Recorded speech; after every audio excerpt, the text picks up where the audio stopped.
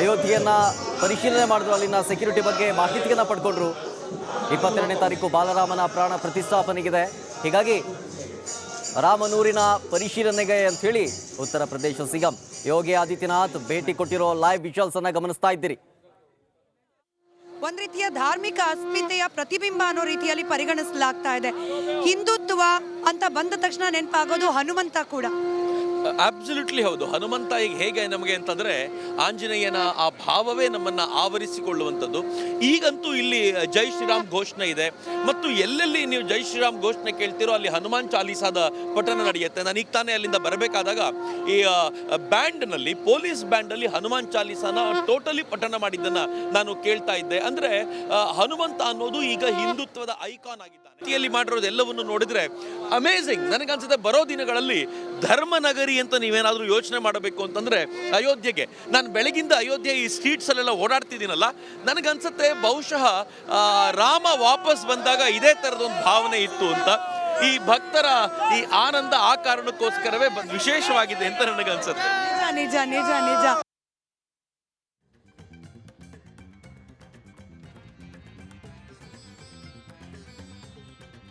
ಆದಿತ್ಯನಾಥ್ ಅವರು ಅಯೋಧ್ಯೆಗೆ ಭೇಟಿಯನ್ನ ಕೊಟ್ಟಿರೋ ಲೈವ್ ವಿಜುವಲ್ಸ್ ಅನ್ನ ಗಮನಿಸ್ತಾ ಇದ್ದೀರಿ. ದೇವರ ದರ್ಶನವನ್ನ ಪಡ್ಕೊಂಡು ಆಶೀರ್ವಾದವನ್ನ ಪಡ್ಕೊಳ್ತಾ ಇದ್ದಾರೆ. ಹನುಮಾನ್ ಗಡಿಯಲ್ಲಿ ಒಂದ್ ಕಡೆ ನೇರ ಲೈವ್ ಅನ್ನ ಗಮನಿಸಿದ್ರಿ.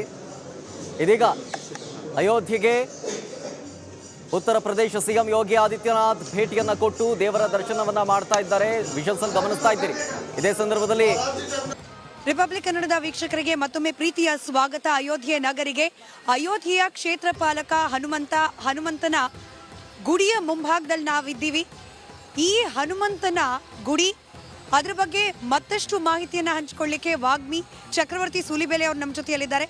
ಹನುಮಾನ್ ಗಡಿ ಅಯೋಧ್ಯೆಗೆ ಬರುವ ಪ್ರತಿಯೊಬ್ಬರು ಕೂಡ ಮೊದಲು ಬಂದು ನಮಸ್ಕಾರ ಹಾಕೋದು ಇಲ್ಲಿಗೆ. ಈ ಸ್ಥಳದ ಮಹಿಮೆಯನ್ನ ನಮ್ಮ ವೀಕ್ಷಕರಿಗೆ. ಹನುಮಾನ್ ಗಡಿ ಅನ್ನುವಂಥದ್ದು ಅಫ್ಕೋರ್ಸ್ ನೀವು ಹೇಳಿದಂತೆ ಇದು ಕ್ಷೇತ್ರ ಪಾಲಕ ಹನುಮಂತನೇ. ರಾಮ ಎಲ್ಲೆಲ್ಲಿರ್ತಾನೋ ಅಲ್ಲಿ ಹನುಮಂತ ಇರ್ತಾನೆ, ಅಥವಾ ನಾನು ಉಲ್ಟಾ ಹೇಳೋದಾದರೆ ಎಲ್ಲೆಲ್ಲಿ ಹನುಮಂತ ಇರ್ತಾನೋ ಅಲ್ಲಿ ರಾಮ ಇರ್ತಾನೆ ಅಂತ. ಹೀಗಾಗಿ ರಾಮನನ್ನು ಒಲಿಸಿಕೊಳ್ಳೋಕ್ಕಿಂತ ಮುಂಚೆ ಹನುಮನ ಪೂಜೆ ಆಗಬೇಕು ಅಂತ. ಸ್ವತಃ ತುಳಸಿದಾಸರು ರಾಮ ಬೇಕು ಅಂತ ತುಂಬ ಪ್ರಯತ್ನ ಪಟ್ಟಾಗ ರಾಮ ಕಾಣಿಸ್ಕೊಳ್ಳೋದಿಲ್ಲ. ಒಬ್ಬ ಸಂತರು ಅವರಿಗೆ ಆಶೀರ್ವಾದ ಮಾಡ್ತಾರಾಗ ಅವ್ರು ಹೇಳ್ತಾರೆ, ನನಗೆ ಇನ್ನೇನು ಆಶೀರ್ವಾದ ಬೇಡ, ರಾಮನ ದರ್ಶನ ಮಾಡಿಸ್ಕೊಡಿ ಅಂತ. ಆಗ ಅವ್ರಿಗೆ ಹೇಳ್ತಾರೆ, ಎಲ್ಲೆಲ್ಲಿ ನೀವು ಹನುಮಂತನ ಕೀರ್ತನೆ ಮಾಡ್ತೀರೋ ಅಲ್ಲಿ ರಾಮ ಇರ್ತಾನೆ ಅಂತ. ಆಗ ತುಳಸಿದಾಸರು ಹನುಮಂತನ ಕೀರ್ತನೆ ಮಾಡ್ತಾರೆ ಅನ್ನೋ ವಿಚಾರವನ್ನು ನಾವು ಕೇಳ್ತೀವಿ.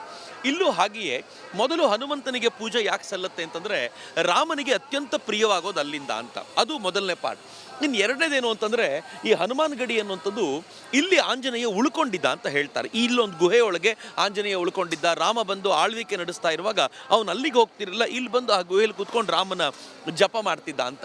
ಸುಮಾರು 300 ವರ್ಷಗಳ ಹಿಂದೆ ಒಬ್ಬ ಸಂತರು ಇಲ್ಲಿ ಈ ಮಂದಿರವನ್ನು ಕಟ್ತಾರೆ. ಈ ಮಂದಿರದೊಂದಿಗೆ ತುಂಬ ಐತಿಹ್ಯಗಳಿವೆ. ಒಂದು ಲಂಕೆಯಲ್ಲಿ ವಿಜಯವನ್ನು ಪಡ್ಕೊಂಡಂತ ಇಲ್ಲಿ ಬಂದಂಥ ನಂತರ ಇಲ್ಲಿಯೇ ಆ ವಿಜಯದ ಅನೇಕ ಕುರುಹುಗಳನ್ನು ಇರಿಸಲಾಗಿತ್ತು ಅಂತ.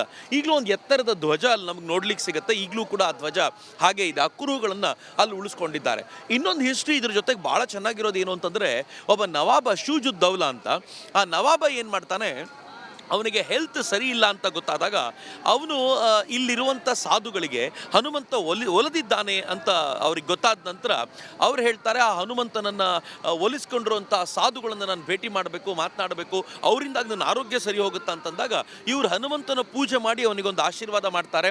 ಅದರಿಂದಾಗ ಅವನ ಆರೋಗ್ಯ ಚೆನ್ನಾಗಾಗುತ್ತೆ. ಹೀಗಾಗಿ ಈ ಹನುಮಂತನ ಮಂದಿರದ ಮೇಲೆ ಮಾತ್ರ ಯಾರೂ ಮುಟ್ಲಿಕ್ಕೆ ಹೋಗಲಿಲ್ಲ ಅಂತ ಹೇಳ್ತಾರೆ. ಹೀಗಾಗಿ ಕಳೆದ 300 ವರ್ಷಗಳಿಂದಲೂ ಕೂಡ ಬಲವಾಗಿ ನಿಂತಿರುವಂಥ ಈ ಹನುಮಂತನ ಮಂದಿರ ಇವತ್ತೊಂದು ವಿಶೇಷವಾಗಿರುವಂಥ ದರ್ಶನಕ್ಕೆ ಕಾರಣವಾಗಿದೆ. ನಂಗೆ ಗೊತ್ತಿಲ್ಲ ಕಳೆದ ಬಾರಿ ಯಾರ್ಯಾರು ಬಂದಿದ್ರೋ, ಇಲ್ಲಿ ಯಾರ್ಯಾರು ಹಿಂದೆ ಬಂದು ಈಗ ನೋಡ್ತಾರೋ ಅವರಿಗಿದು ಟೋಟಲಿ ಬದಲಾಗಿರೋದು ಕಾಣುತ್ತೆ. ಸ್ಮಿತಾ, ನಾನು ಕೂಡ ಈ ರಸ್ತೆಯಲ್ಲಿ ಕಳೆದ ಬಾರಿ ಬಂದಿದ್ದೀನಿ. ಇನ್ನೊಂದು ಚಿಕ್ಕ ಗಲ್ಲಿ ಥರ ಇತ್ತು. ಇಲ್ಲಿಗೆ ಬಂದು ಹೋಗಬೇಕಾದ್ರೆ ಎಷ್ಟು ಕಷ್ಟ ಇತ್ತು. ಇವತ್ತು ಎಷ್ಟು ಅಗಲದ ರಸ್ತೆಗಳಾಗಿವೆ, ಅದಕ್ಕೆ ಪಕ್ಕದಲ್ಲಿ ನಿಮಗೆ ಫುಟ್ಪಾತ್ಗಳಾಗಿವೆ ಮತ್ತು ಇಡೀ ರಸ್ತೆಯ ಆವರಣದಲ್ಲಿ ಅಂಗಡಿಗಳನ್ನು ಒಂದೇ ಥರ ನಿರ್ಮಾಣ ಮಾಡಿದ್ದಾರೆ. ನೀವು ನೋಡಿದ್ರೆ ಗೊತ್ತಾಗ್ಬೋದು, ರಾಜರ ಬೀದಿ ಥರ. ಅಬ್ಸಲ್ಯೂಟ್ಲಿ. ಇಲ್ಲಿ 2 ಪಥ ಮಾಡಿದ್ದಾರೆ. ಮಾಡಿದ್ದಾರೆ. ಒಂದು ರಾಮಪಥ ಅಂತ ಮಾಡಿದ್ದಾರೆ, ಮತ್ತೊಂದು ಧರ್ಮಪಥ ಅಂತ ಮಾಡಿದ್ದಾರೆ. ಸೊ ಮೇನ್ ರೋಡ್ ನಾವೇನು ನೋಡ್ತೀವಿ ಅದು ರಾಮ ಜನ್ಮಭೂಮಿಗೆ ಹೋಗೋದು, ಅದನ್ನು ರಾಮಪಥ ಅಂತ ಕರೆಯಲಾಗಿದೆ. ಮತ್ತು ಇನ್ನೊಂದು ಭಾಗ ಧರ್ಮಪಥ ಅಂತ ಮಾಡಿದ್ದಾರೆ. ಎರಡೂ ಪಥಗಳನ್ನು ನಾವು ರಾಜಬೀದಿ ಅಂತ ನೋಡ್ತಾ ಇದ್ವಲ್ಲ, ಇಲ್ಲಿ ಧರ್ಮ ಬೀದಿ ನಮಗೆ ನೋಡ್ಲಿಕ್ಕೆ ಸಿಗುತ್ತೆ ಅನ್ನೋದು ಬಹಳ ವಿಶೇಷವಾಗಿರುವಂಥದ್ದು.